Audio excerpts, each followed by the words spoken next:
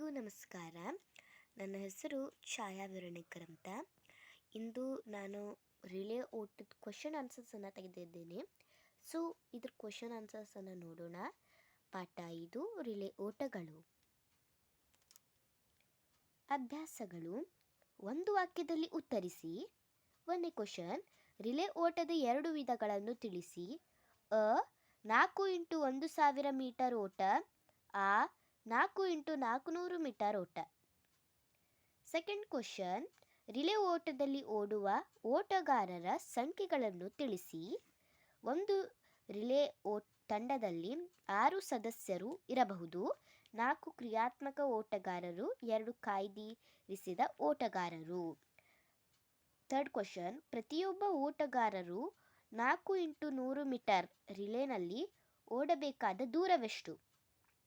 Answer, 4 × 100 metre relay ಸ್ಪರ್ಧೆಯಲ್ಲಿ 20 metre ವಲಯದೊಳಗೆ ಓಡಿಕೊಳ್ಳಬೇಕು ಅಥವಾ ಮಾಡಿಕೊಳ್ಳಬೇಕು. ಬ್ಯಾಟನ್ ಆಕಾರವೇನು? ಬ್ಯಾಟನ್ ಆಕಾರ ಸಿಲಿಂಡರ್ ಆಕಾರವಾಗಿರುತ್ತದೆ.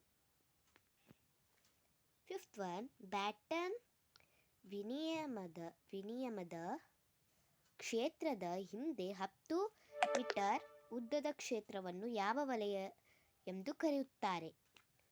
ವಿಲಿಯಂ ಕ್ಷೇತ್ರದ ಹಿಂದೆ 10 ಮೀಟರ್ ಉದ್ದದ ಆಕ್ಸಿಲರೇಷನ್ ವಲಯವನ್ನು ಎಕ್ಸಲರೇಟರಿ ಝೋನ್. ಬ್ಯಾಟನ್ ವಿನಿಮಯ ಕ್ಷೇತ್ರದಲ್ಲಿಯೇ ವಿಲೀನಗೊಳಿಸಲಾಗಿದೆ.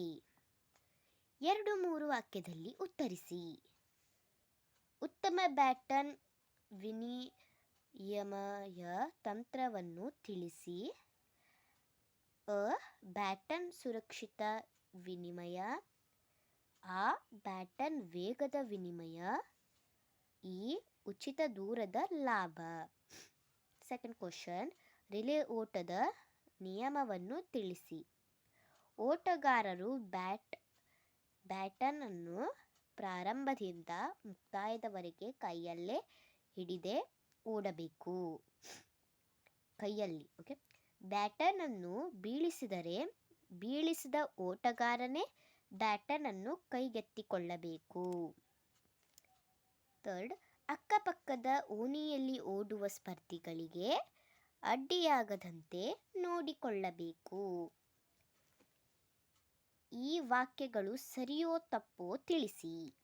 ರಿಲೇ ಒಂದು ತಂಡದ ಓಟವಾಗಿದೆ. ಸರಿ. ಒಂದು ರಿಲೇ ತಂಡದಲ್ಲಿ 3 ಜನ ಓಟಗಾರರು ಇರುತ್ತಾರೆ. ಸರಿ. ಬ್ಯಾಟನ್ಗೆ ಸ್ಪಷ್ಟವಾಗಿ ಕಾಣುವ ಬಣ್ಣವನ್ನು ಹಾಕಿರುತ್ತಾರೆ. ಸರಿ. ಇವೆಲ್ಲವೂ ರಿಲೇ ಓಟದ question and answers. Please like and subscribe. See you.